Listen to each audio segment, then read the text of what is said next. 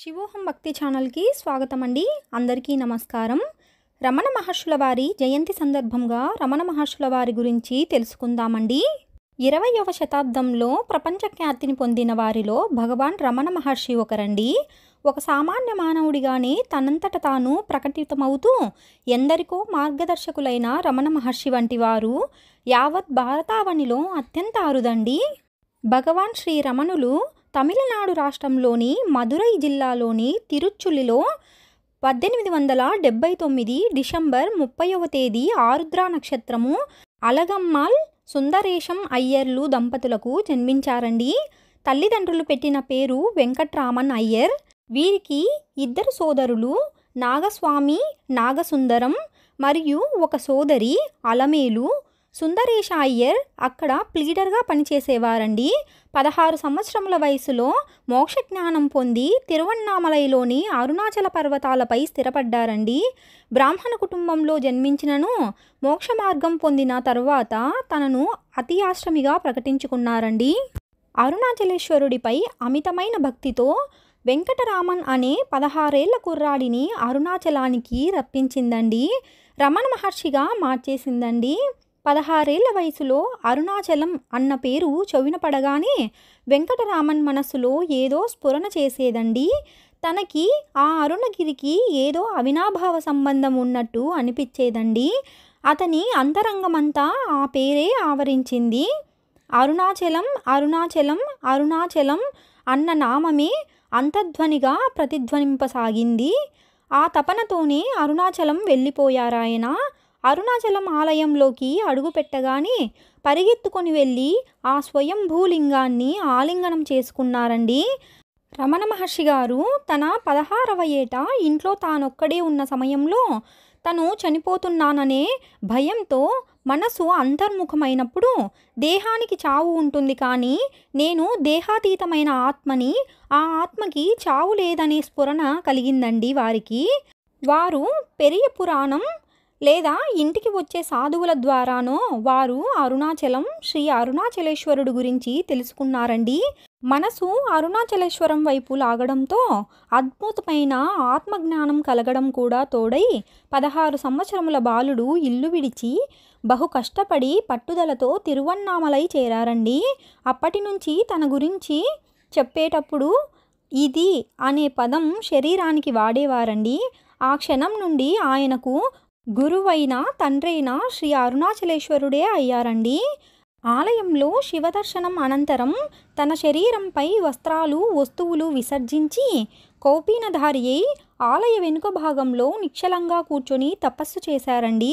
చుట్టుపక్కల సందడి కోలాహలం వద్దని ఆలయ పరిసరాలలోని పాతాళలింగం వద్దకు చేరి ఎన్నో నెలలు సమాధి స్థితిలో ఉండిపోయారండి. జుట్టు అట్టలు కట్టి తొడలు పురుగులు కీటకాలు కొరికివేయడంతో రక్తం గడ్డగట్టేసిన స్వామికి ఇవేమీ తెలియలేదండి. కొందరు భక్తులు ఆయనను ఆ స్థితిలో చూసి అక్కడి నుండి బయటకు చేర్చి స్నానపానాలు అమర్చారండి. అప్పటి నుంచి గురుమూర్తమనే మఠంలో ఆయన ఉండగా ఉద్దండ నాయనార్, అన్నామలై తంబిరాన్ అనే సాధువులు సంరక్షించారండి. తరువాత అరుణాచలం కొండపైనున్న పవలకుండ్రుకి బస మార్చారండి. తల్లికి సంగతి తెలిసి తీసుకెళ్లడానికి వస్తే ఏది ఎలా జరగాలో అలా జరుగుతుంది అని రాసి ఇచ్చారంట ఆ మౌనస్వామి. 1899వ సంవత్సరంలో అనుచరుడైన పళనిస్వామితో విరూపాక్ష గుహకు మారారండి. పాటవం కలిగిన వారి మౌనోపదేశమే వచ్చేవారికి ప్రయోజనకారి అయ్యింది. ఆ తరువాతి కాలంలో ఆయన ఒక భక్తుని విన్నపం మీద అరుణాచలేశ్వరునికి 5 స్తోత్రాలు కృతిగానం చేశారండి. అవి అక్షరమణిమలై, నవమణిమలై, అరుణాచల పటికం, అరుణాచల అష్టకం, అరుణాచల పంచరత్న, శ్రీ రమణ మహర్షి వాక్కులు. వ్యక్తిగత జీవితంలో రమణ మహర్షుల వారు ఎంతగా వేదాంత నిష్టను పాటించారో అంతే స్థాయిలో నిర్మల నిశ్చలమైన ఆత్మాన్వేషణ మార్గంలోనే వారు జీవిత పర్యంతం కొనసాగించారండి. ఆయన స్థితప్రజ్ఞత ఆశ్రమంలోని భక్తులందరికీ తెలిసిందే. అనేక మంది కల్లారా చూసిన వారే. అయితే దేవుడిలా తానెప్పుడూ అద్భుతాలు చేయలేదండి. అసలు తనను దేవుడిలా చూడవద్దని ఆయన అనేక మందికి అనేక విధాలుగా చెప్పేవారండి. కనిపించేదంతా భగవత్ స్వరూపమే అయినప్పుడు అంతటిపై భక్తి ఉండాల్సిందే కానీ సాటి మనుషులైన సర్వప్రాణులైన అన్నీ ఆత్మస్వరూపాలే. నీలో ఉన్నదే ఆ జీవుల్లోనూ ఉన్నది. అందుకే నువ్వు ఎలా ప్రేమిస్తావో అన్నిటినీ అలాగే ప్రేమించాలి, పూజించాలి. ఇదే రమణులు గారు చెప్పిన భక్తితత్వం అండి. ఆయన దైవానికి భక్తికి ఇచ్చిన నిర్వచనాలు ఆసక్తికరం, అనుసరణీయం. ఆ విషయాలను ఆయన అనుభవపూర్వకంగా వివరించారండి. భక్తి లేకుండా జ్ఞానం కలగడం అసంభవం. పరిపూర్ణమైన భక్తి పరమజ్ఞానంతో ముగుస్తుంది. రమణ మహర్షి బోధనల్లో ప్రధానమైంది మౌనం లేదా మౌనముద్ర. శ్రీ రమణులు చాలా తక్కువగా ప్రసంగించేవారండి. తన మౌనంతో సందేశం పొందలేని వారికి మాత్రమే మాటల ద్వారా మార్గం చూపేవారండి. రమణుల బోధనలలో విశ్వజననీయమైన ఆత్మజ్ఞానం ప్రధానాంశంగా ఉండేదండి. ఎవరైనా ఉపదేశించమని కోరితే స్వీయ శోధన ఉత్తమమని, ఇది సూటి మార్గమని, తద్వారా మోక్షం సులభ సాధ్యమని బోధించేవారండి. ఆయన అనుభవం అద్వైతం, జ్ఞానయోగములతో ముడిపడి ఉన్నా కూడా అడిగిన వారి మనస్థితిని బట్టి వారికి భక్తి మార్గాలను బోధించేవారండి. ఆరుద్ర నక్షత్రంలో పుట్టిన ఆయన దక్షిణామూర్తి స్వరూపమని, కేవలం కౌపీనం మాత్రమే ధరిస్తారు కావున ఆయన్ని కుమారస్వామి స్వరూపమని శిష్యులు కొలిచేవారండి. పశుపక్షాదులతో కూడా ఆయన సఖ్యతతో మెలిగేవారండి.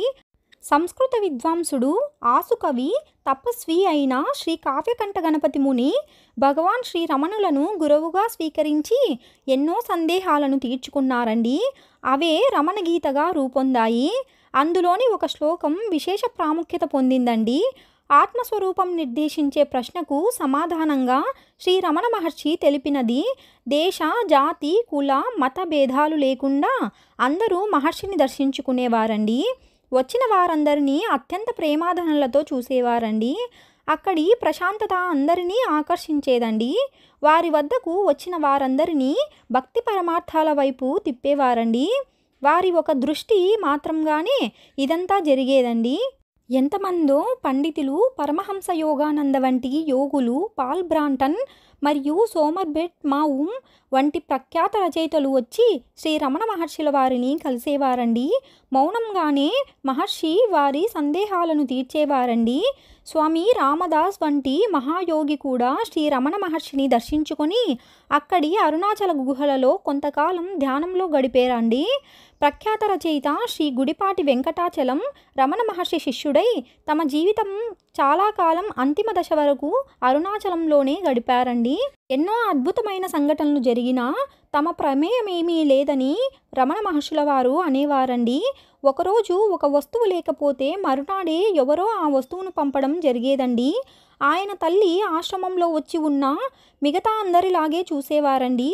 ఆమె ఆఖరి గడియల్లో తన హస్తస్పర్శతో ముక్తినిచ్చిన సంఘటన ఎంతో విశేషమండి. శ్రీ రమణ మహర్షి చివరి రోజుల్లో ఎడమ చేతిపై వ్రణం పెరిగి శస్త్రచికిత్స చేసినా తగ్గలేదండి. డాక్టర్లు మత్తుమందు ఇస్తామన్నా నిరాకరించారండి. ఎందరో భక్తులు ఆయనని తమ అంతర్గత శక్తితో ఆరోగ్యం బాగు చేసుకోమని కోరగా భోజనానంతరం విస్తరిని ఉంచుకుంటామా అని అడిగేవారండి. ఏప్రిల్ 14, 1950 రాత్రి 8:47 శ్రీ రమణ మహర్షుల వారు దేహాన్ని వదిలేసినప్పుడు ఒక నక్షత్రం గిరిశిఖరం మీదుగా అంతరిక్షంలో అదృశ్యమైందండి. మహితాత్మ స్వస్థలానికి చేరుకుందండి. తెలుసుకున్నాం కదా అండి రమణ మహర్షుల వారి గురించి. మరొక వీడియోలో మళ్ళీ కలుసుకుందామండి. సెలవు మరి, స్వస్తి.